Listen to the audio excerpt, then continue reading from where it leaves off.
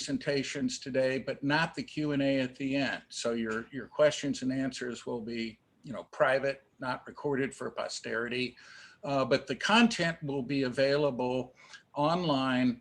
And if in case you have some, friends, relatives, somebody else working for the state, not just GSU, who might be interested in some of this material. So to begin, I would like to introduce our first presenter, Josephine Mueller, who is an alum of GSU. She graduated in 2011 with an MBA in International Business from my former college, the College of Business and Public Administration at the time. Now it's just College of Business. She is a public affairs specialist at the Social Security Administration, and she is joined by a colleague, Danielle Summers, and together as a tag team, I expect that they will give you some information that may not be the most pleasant to hear, but it is something you really need to know about if you have prior SSA coverage for 10 years or 40 quarters in a prior job, or even if you leave employment at GSU in the state and take another covered job later in your career. This is extremely important for you to understand and then to plan for. So with that, I will turn the microphone, as it were, over to Josephine and Daniel.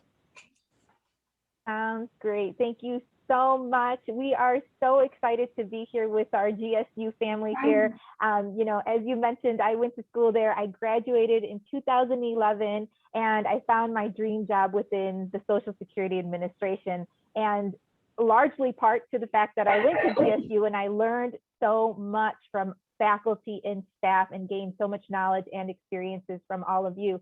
So now I'm so glad to be able to return here virtually and provide you with some information.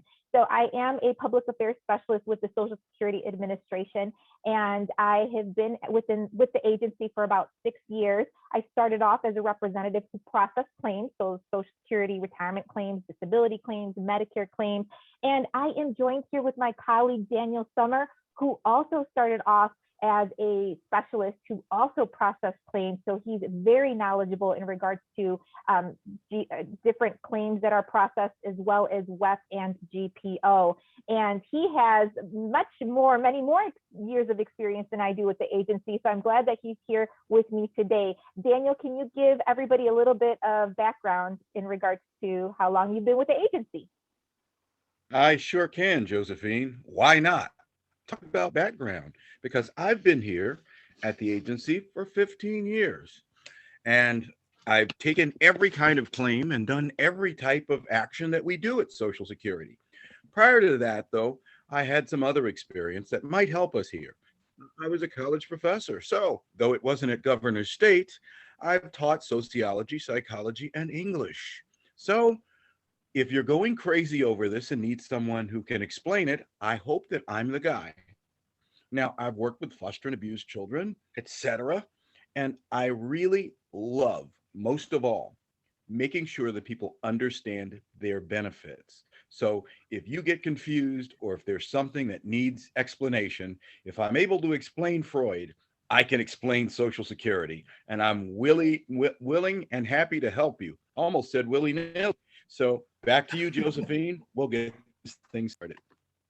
Thank you, Daniel. And before we begin, and I know this is being recorded, so we have to go ahead and provide our disclosure. So I'm going to go ahead and read that. Participation in this presentation does not constitute an endorsement by the Social Security Administration or its employees of the organizations and information and products not provided by the Social Security Administration.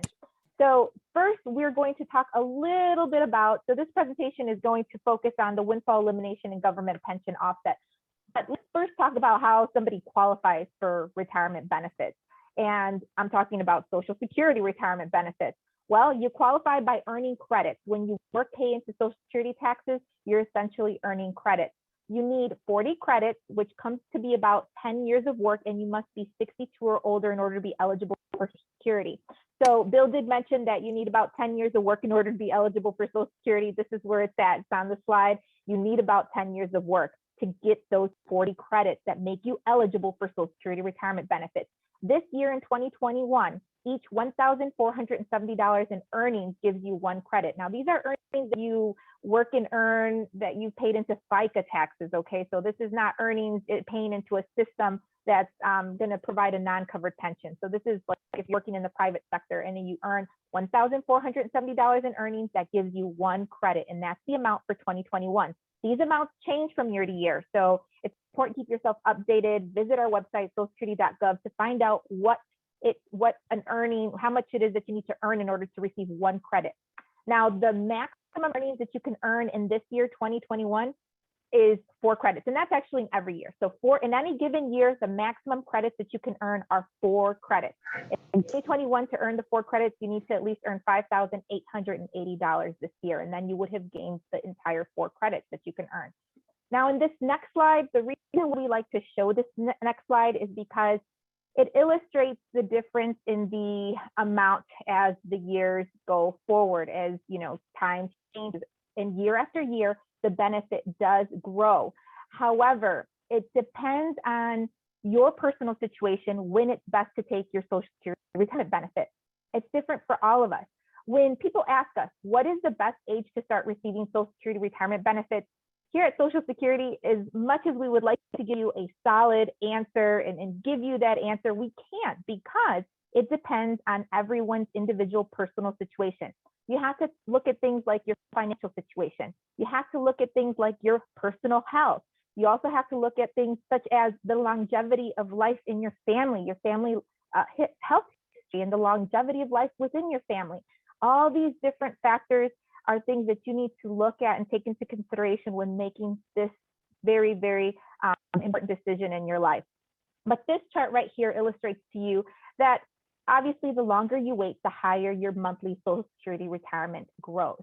So if somebody were to take their benefit early at age 62 and were to say, you know what, I'm ready to start enjoying my life, my retirement life, I want to enjoy time with the grandkids, they take their benefit at age 62. In this example, their monthly benefit would be $750.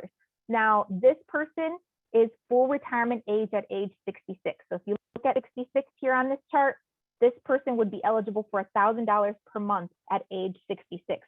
Now, full retirement age means that they receive 100% of their benefit. That's full retirement age. If this same person were to say, you know what, I'm going to delay it. I'm going to wait all the way until age 70, which is the maximum somebody can delay to receive their monthly Social Security benefit. Their benefit will grow past that 100%, and it'll be $1,320 per month.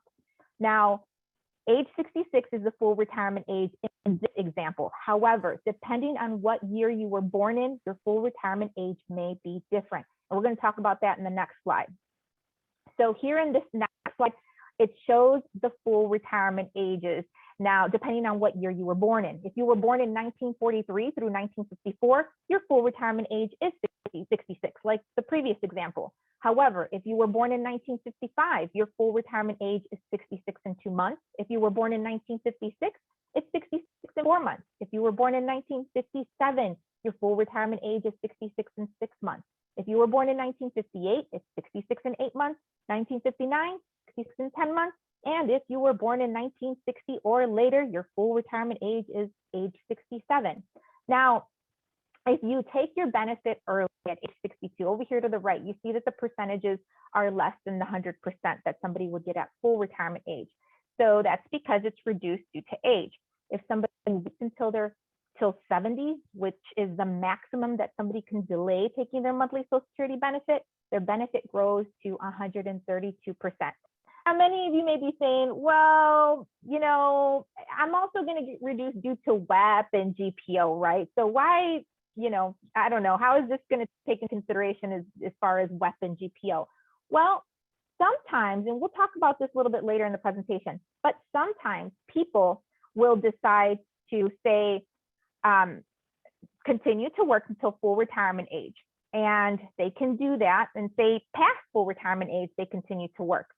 Well, at full retirement age, you can work and earn as much as you like without any type of an earnings limit. And at full retirement age, you can get 100% of your monthly Social Security retirement benefit, right?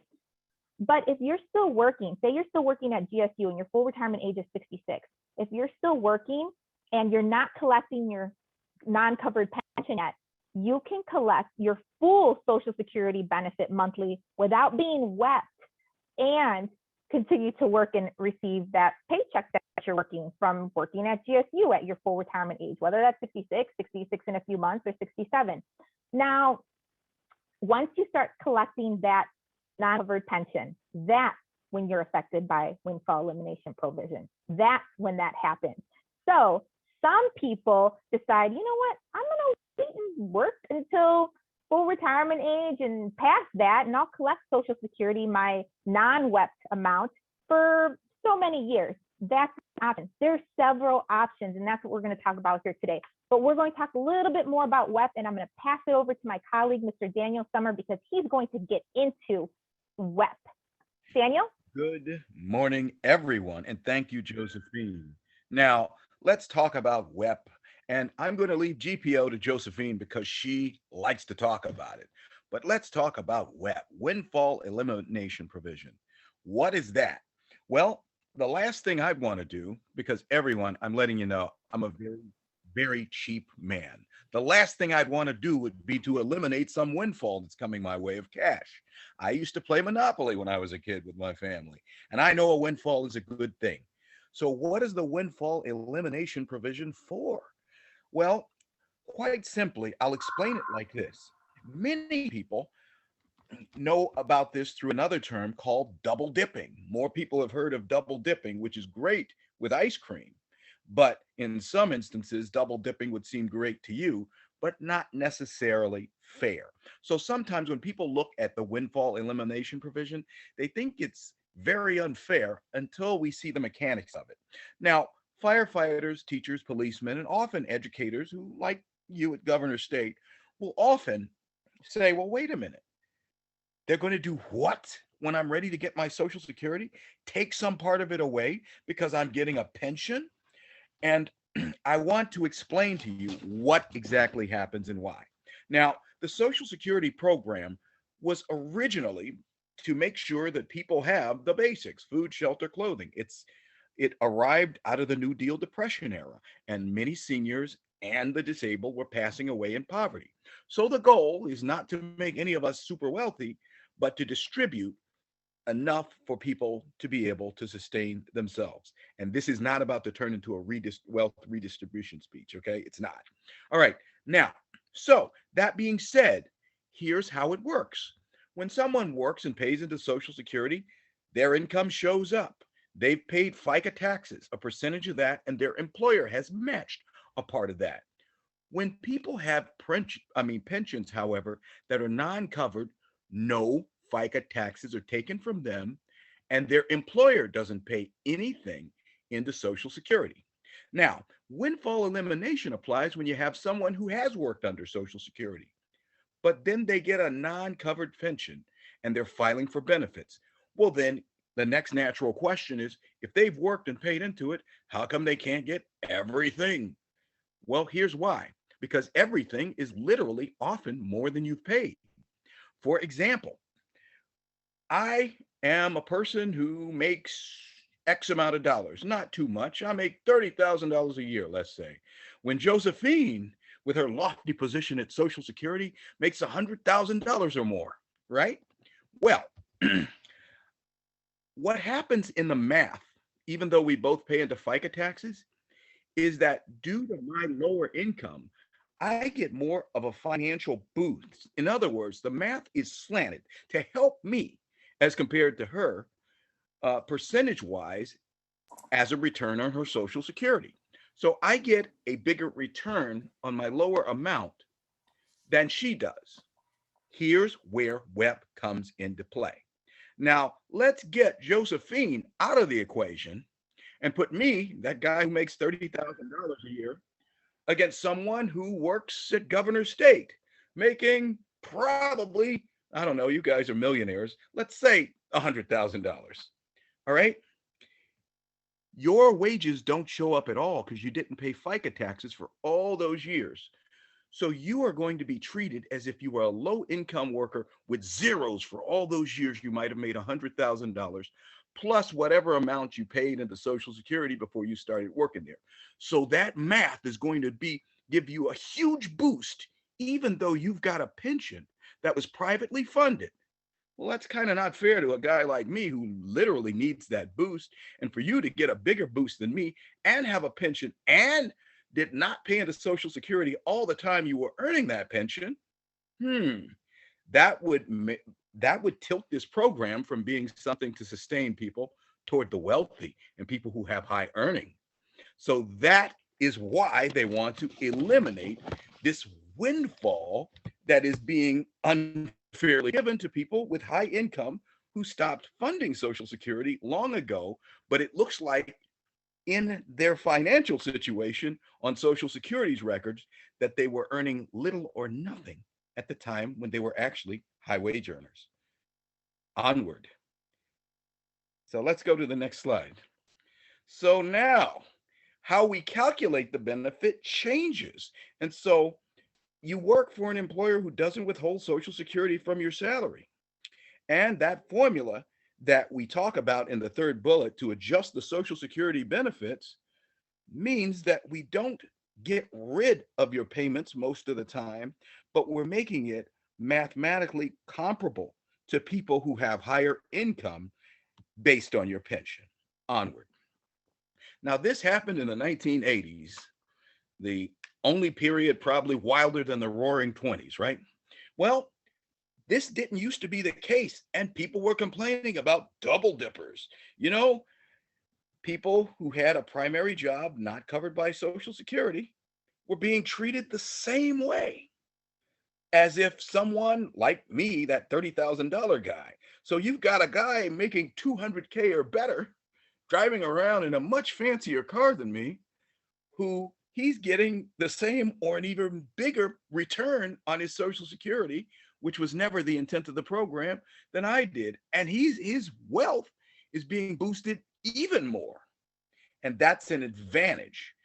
Social Security represented a higher percentage of their earnings, and they weren't even paying into it. So Congress said, we're going to eliminate this big subsidy to wealthy people. So here's what happens. Your wages are adjusted, like all wages, for changes in wage levels over time. Because guess what? That $20 that you made in 1983 doesn't buy the same amount of gas, does it, as it does in 2021.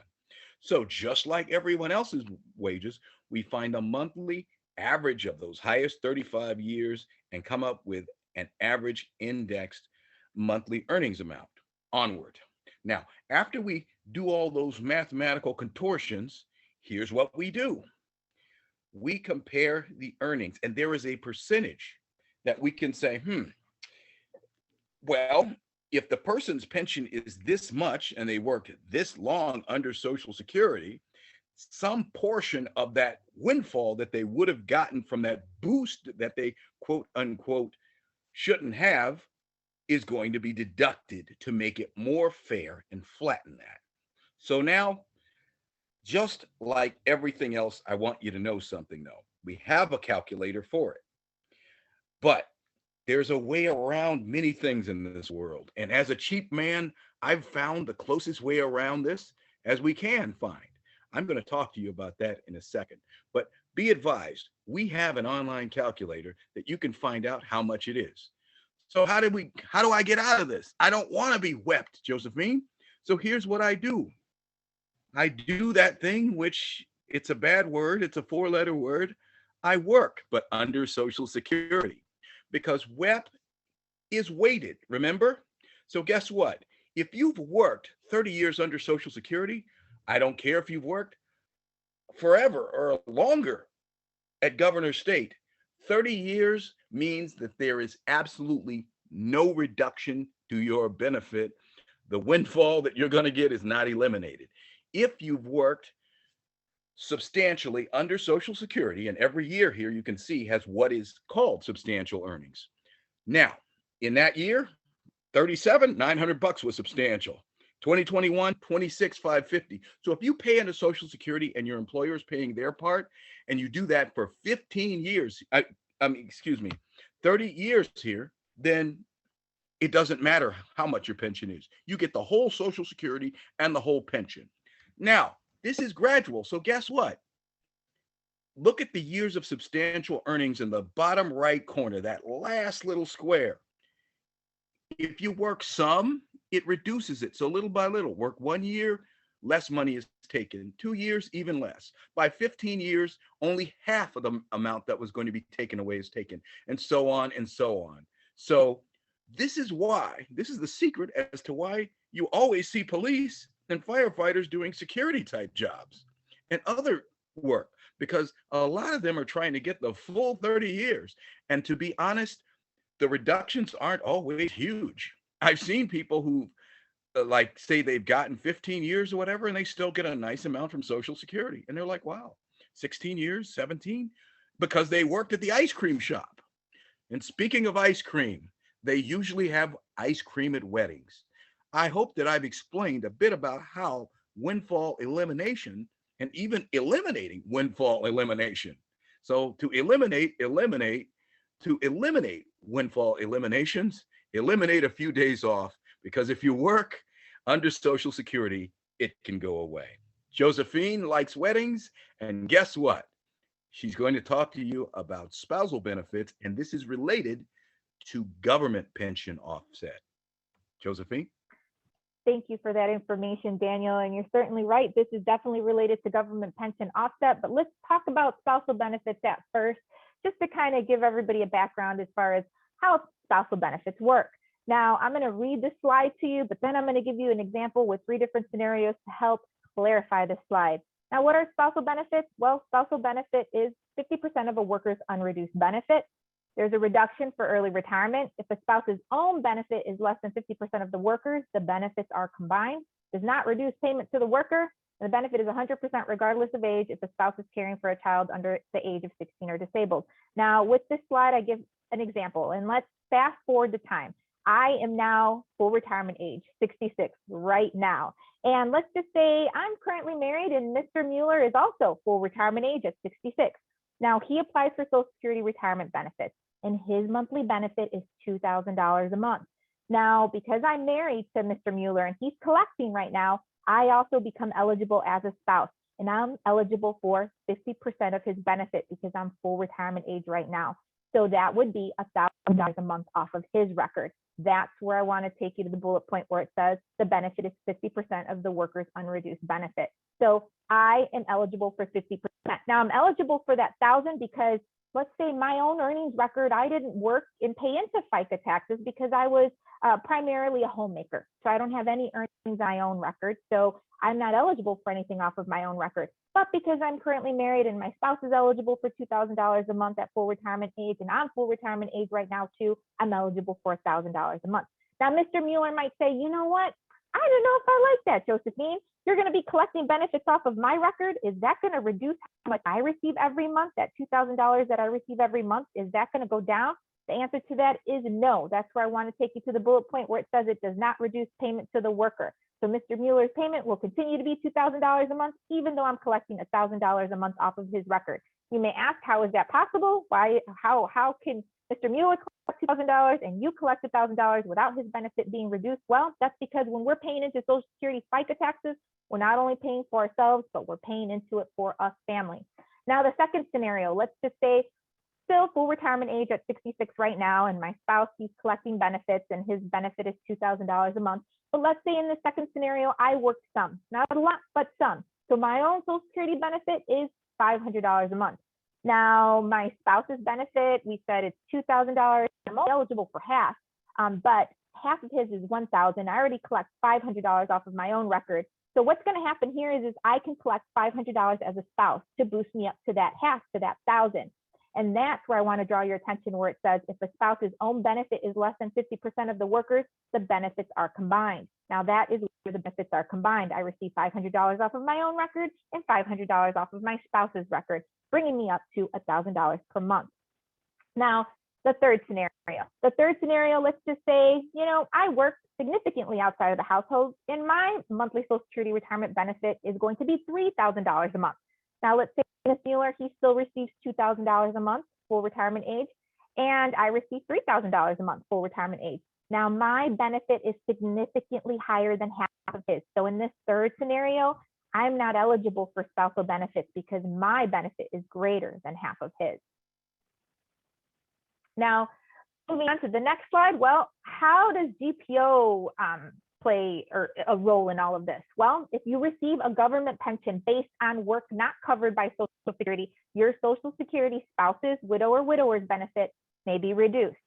Now, remember we talked about earlier how, Mr. Mueller is receiving $2,000, I receive half of that, $1,000.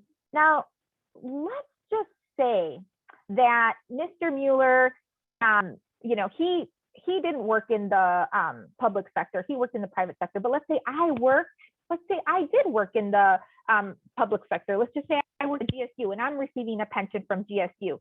Now, what I receive off of his record is going to be impacted by my government pension, by my non-covered pension. And the way that's going to be calculated is I'll show you here a little bit later, but let's move into survivor's benefits because now we're going to show you the calculation.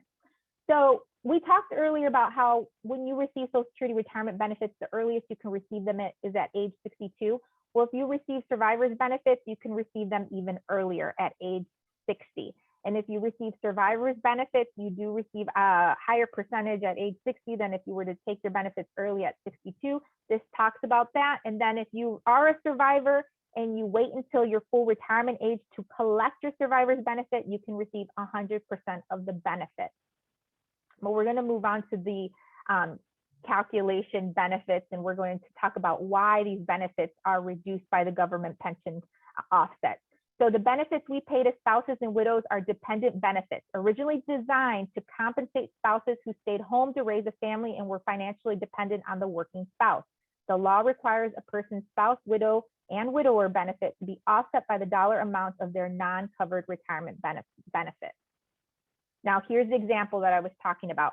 Now, 2/3 of the amount of the non-covered pension will be used to reduce the Social Security spouse's benefit. Here's an example. $2,100 non-covered pension. So we're looking at somebody who's receiving a non-covered pension of $2,100. We take 2/3 of that.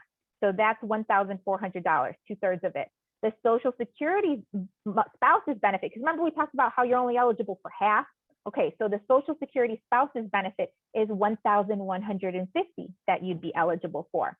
But you see how that non-covered pension, 2/3 of that non-covered pension is greater than that half, that spousal benefits that you'd be eligible for. In this situation, there's no benefits payable by Social Security. That's a government pension offset. With GPO, you can be completely government pension offset. Mr. Summer was talking about WEP, and in WEP, you can't be completely offset. It's a windfall elimination provision, but with GPO, when you're talking about spouses and survivors benefits, there is a possibility for a complete offset. Now, in the next example I'm going to show you here, this is where someone is still eligible for spousal benefits, even if they're receiving a government pension. Now, this is the example here. We look at $2,100 of a non-covered pension. We take 2/3 of it, that's $1,400. Then the Social Security spousal or widow or widower's benefit, let's say it's $2,300. Okay, so that's how much you could get off of your spouse's record. Now your non-covered pension is $1,400. There's money left over here. So even though you have a non-covered pension, there's money left over because your spouse's benefit was high.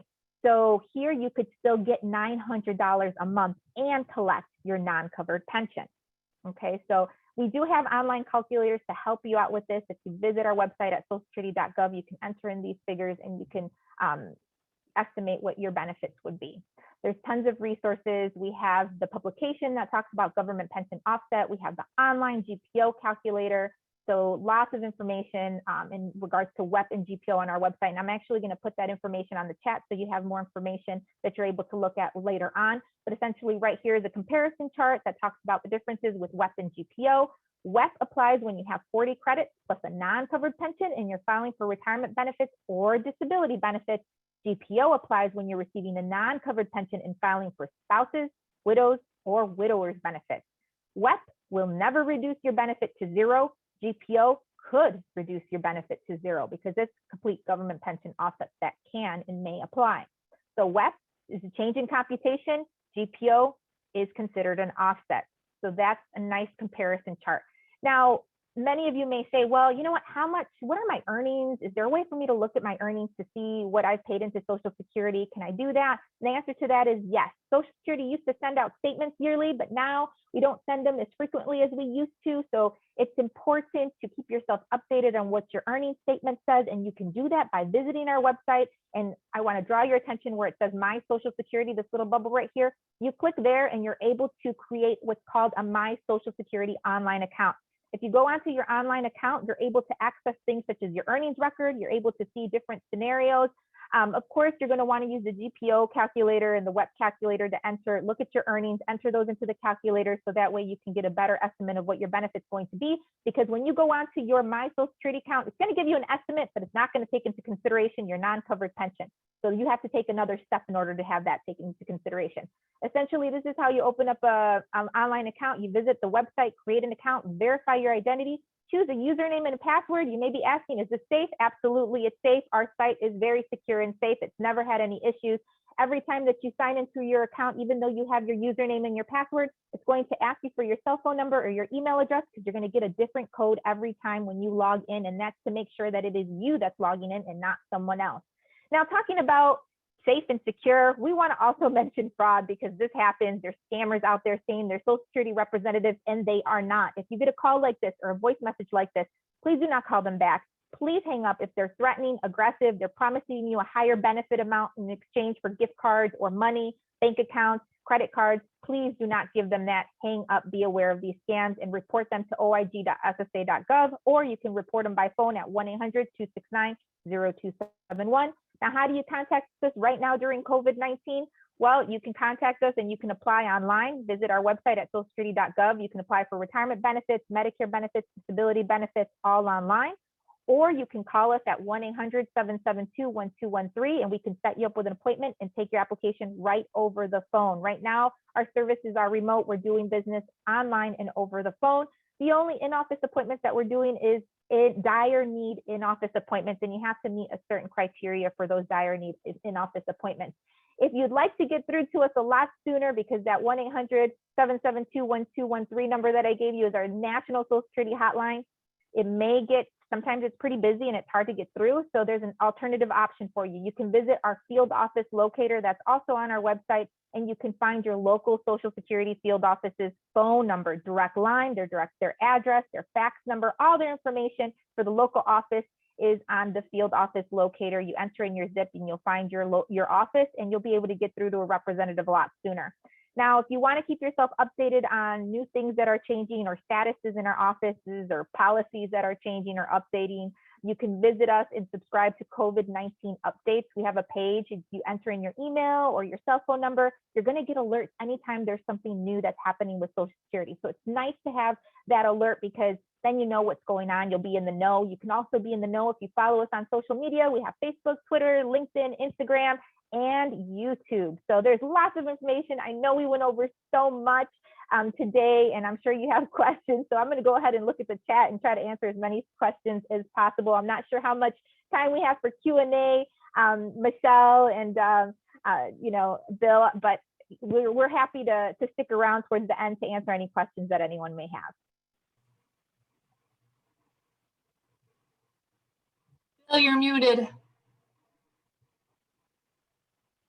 Hi, so do you want me to start with mine? No, well, not quite. Let me just, as a punctuation, I have to introduce you, Joan. So thank you, Josephine and Danielle. That was a lot of information in a short amount of time. We appreciate that. And we're saving our questions until the end so both presenters can get everything in there. To me, the big takeaway is to remember that when you go to your My Social Security account, remember that you need to apply those calculators that she talked about to the number that it gives you as your projected benefit. That you can't assume that that's even close to the number until you apply the calculators. So we will now shift over to our second topic, which is how to think about enhancing your retirement with deferred compensation supplements, meaning that they accumulate without taxation on the interest or the return that you get in these accounts.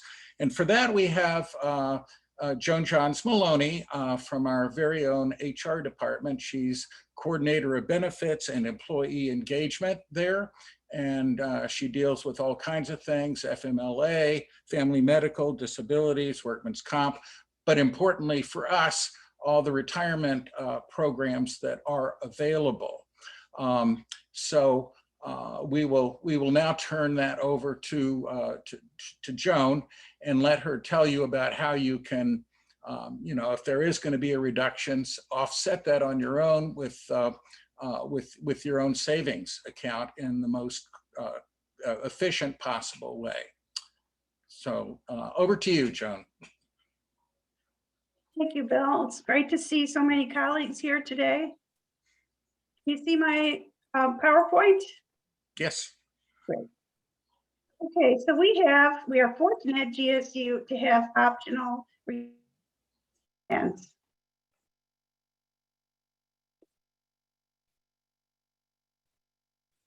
Yeah, me go. Give me 1 second here.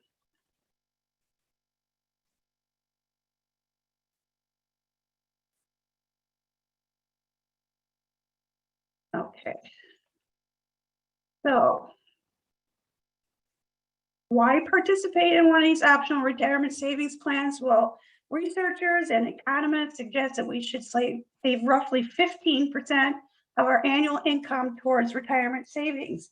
Now that means since about age 22, when you may have started working full time.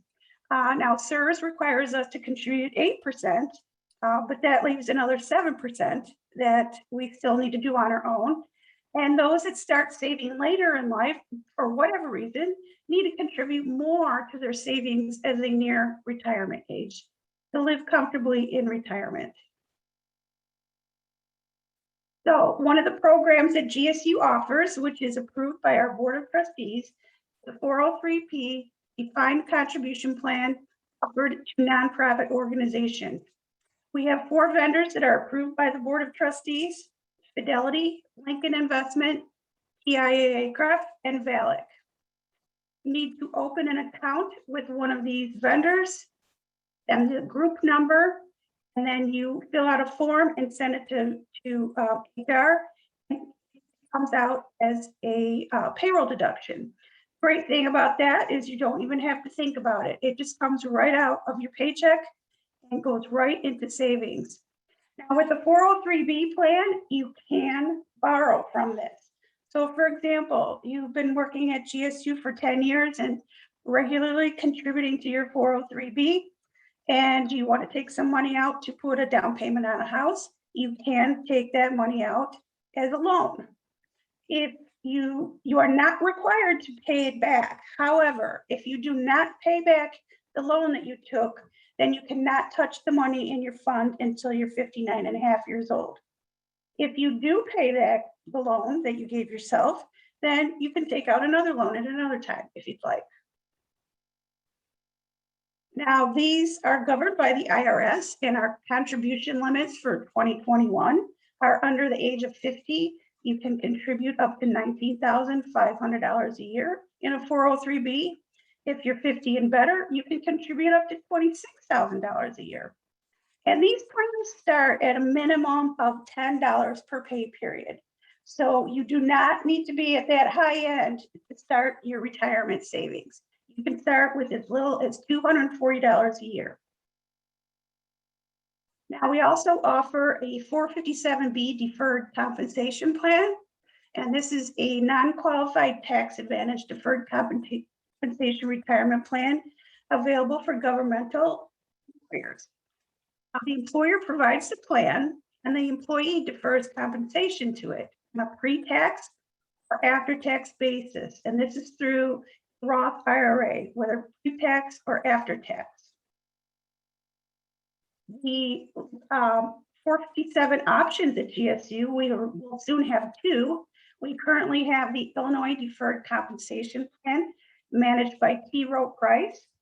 Starting in fiscal year 21, you can sign up for that online by going to this website or by calling. They will then send us a file and that amount will be deducted from your paycheck. And soon, STRS will be offering a deferred compensation plan managed by Voya Financial. We are currently in the payroll testing phase of that, and we hope to have that available to employees by June 1st. And same limits with the IRS contribution. Under age 50, $19,500 a year, or 50 and better, $26,000 a year, with a minimum of $10 per pay period. Some of you may ask, how could I possibly contribute that much money out of my paycheck? Well, my recommendation is to start low and slow and build up as your career progresses.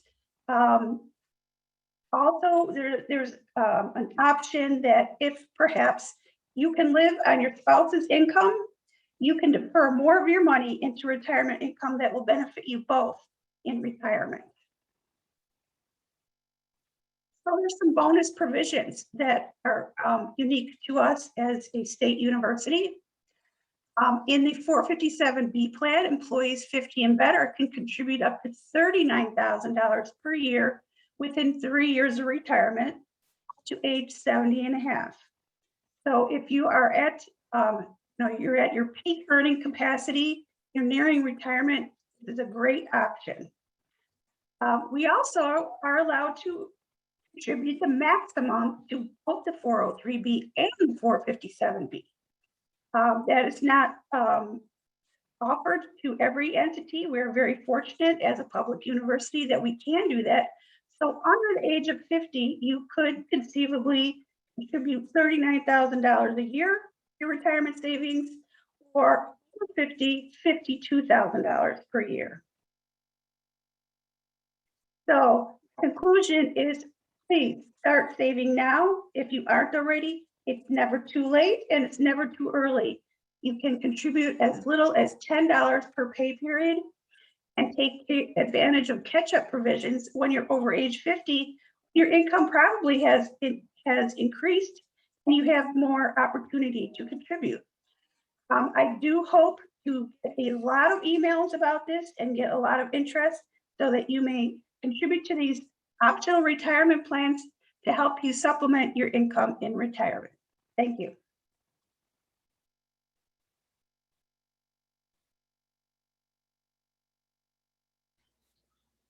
Okay, thank you so much, Joan. I failed to mention when I introduced you that you're also an alum. Yeah. GSU, you have an MA from the College of Education, Higher Ed Administration, and your bachelor's was in speech communication from CAS. So we were fortunate to have two very informed alums speaking to us today. Now we do have some time left for questions. I have a feeling there are going to be a few. Remember that we're shutting off the recording pretty much probably right after I shut up, and we will take questions. I believe Michelle and Laura are keeping track of those, and there are several that I've seen float by on the